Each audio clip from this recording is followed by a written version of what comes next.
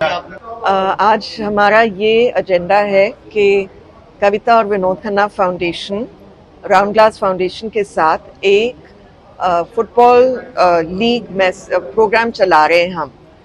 फिलहाल हमारे 104 गांव में डेली फुटबॉल कोचिंग हो रहा है और हमारे कोचेस को लेवल डी, लेवल ई का ट्रेनिंग दिया जाता है और वॉलंटियर्स भी होते हैं जिनको ट्रेनिंग दिया जाता है।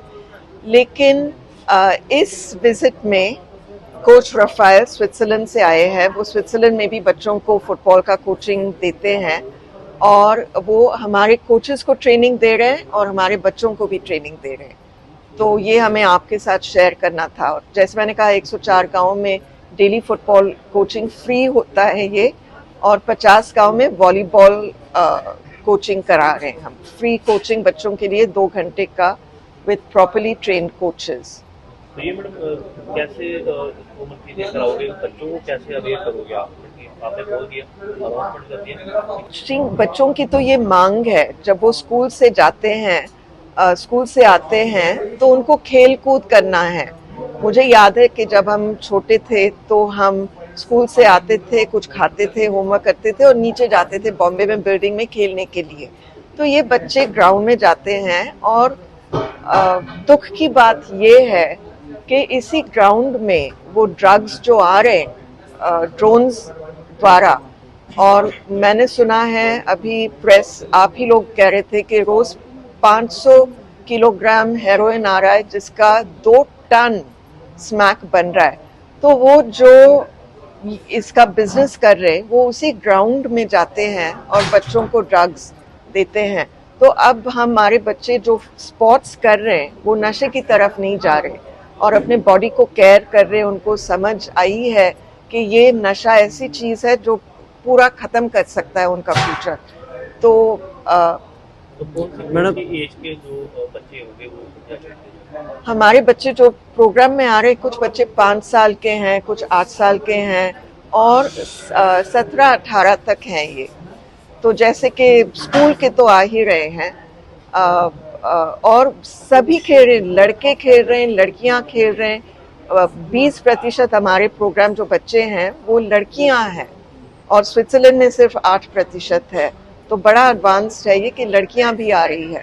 मैडम जो सामान दिया जा रहा है वो आपकी संस्था की तरफ से, जैसे स्पोर्ट्स के लिए फुटबॉल या और सामान चाहिए होता है वो जी संस्था? जी, फिलहाल फुटबॉल्स हम दे रहे हैं, लेकिन हमने अभी शुरुआत की है मैंने 2 साल पहले।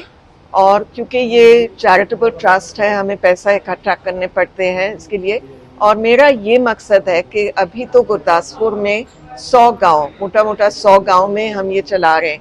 मुझे विनोद जी की याद में उनके हलके में जहां 1200 गांव है, मैं चाहती हूं कि 1200 गांव में रोज 2 घंटे, कम से कम 2 घंटे का ट्रेनिंग हो हमारे बच्चों के लिए। और हम उनको सारा किट भी देना चाहते हैं, जैसे कि जर्सीज और जूते जो वो पहनते हैं ना, वो बहुत इम्पोर्टेंट होता है, स्टड्स। मैडम जैसे आपने कहा कि 150 गांव में आपका प्रोजेक्ट चल रहा है जी, तो 150 गांव में कम से कम 150, हर गांव में एक कोच तो चाहिए। तो फिर पहले आप कोच तैयार करेंगे या डायरेक्ट बच्चों को कैसे खिलाएंगे? नहीं, वो बच्चे आते हैं ग्राउंड पे और कुछ वो स्किल्स होती है ना, जैसे कोई रूल्स होते हैं या कोई इंपॉर्टेंट चीजें होती हैं जो बच्चों को नहीं पता, वो तो वहाँ हमारे कोचेस भी है। ऐसा नहीं कि वो सिर्फ आ रहे वहाँ पे, हमारे लेवल डी और लेवल ई के ट्रेन कोचेस हैं, उनको सपोर्ट करने के लिए वॉलंटियर्स हैं। तो उनको पूरा ट्रेनिंग दिया जाता है कोचेस को। और कोच रफायल अभी कोचेस को भी कोच कर रहे हैं कि उनका कोचिंग ज्यादा बेहतर कैसे हो। और तो वो कोचेस प्रोफेशनल कर रहे हैं। इसीलिए उन्होंने, कोच रफायल ने कहा कि वो बिल्कुल ताज्जुब लगा उनको कि इतना अच्छा खेल रहे हैं हमारे बच्चे, इतने अच्छे स्किल्स हैं उनके। सारा खर्चा फाउंडेशन करेगी? जी, सारा खर्चा हम करते हैं। अभी तक कितने गांव में ये चल रहे हैं? हम स्पॉन्सर कर रहे हैं कुल मिलाकर वॉलीबॉल और फुटबॉल 150 गांव। कितने बच्चे हैं जी? 3,500 से ज्यादा है। मैडम इतने 1200 के करीब गाँव में आपने बोला है, तो अकेली फाउंडेशन कर पाएगी या सहयोग चाहिए होगा सरकार का? हम करेंगे। हम तो सबका कोऑपरेशन, सबका पार्टनरशिप चाहते हैं। जब भी मैंने काम किया है और मैंने बहुत पॉलिसी लेवल पे और पब्लिक स्पेस में काम किया है, तो मैंने हमेशा जो मैं कहती हूँ क्रॉस सेक्टरल पार्टनरशिप्स, तो 3 सेक्टर्स होते हैं। एक तो है चैरिटेबल ट्रस्ट, तो नॉट फॉर प्रॉफिट, एक है फॉर प्रॉफिट कंपनीज और इंडस्ट्रीज जो प्रॉफिट के लिए काम करते हैं, और एक है गवर्नमेंट। जब तीनों मिल के काम करते हैं तो फिर काम बनता है। तो हम गवर्नमेंट का भी सपोर्ट लेंगे, हम इंडस्ट्री का भी सपोर्ट लेंगे, और जितने जैसे हमारा पार्टनरशिप है राउंड ग्लास फाउंडेशन के साथ, तो सभी के साथ हम जोड़कर काम करना चाहते हैं। ठीक I think it's great. I was very, I had a warm welcome from everyone.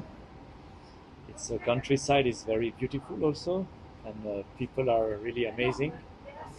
And as I can see, there are a lot of talents in football. The coach for since 1996, so I made my lesson on the Swiss way, which is under UEFA, so it's quite good. And now I'm here to coach the coaches mainly, and they are quite good already. So I will have to pass on my experiences and my methods, and I will also coach a bit the children, which is the thing I prefer in my life. So I think we can make a great progress with them. Okay. How long will the stay here? This time I will stay for 1 week. So I reach on Monday and I will leave Saturday night. And we'll have so at least 3 hours of football each day. So 1.5 hours with the coach and 1.5 hour with the kids. And what I do with the coaches is mainly I will explain to them, and then I use them as the players. So they experience actually the session and the method. And what I would have to say is that they're really picking up very quickly. So I'm very happy.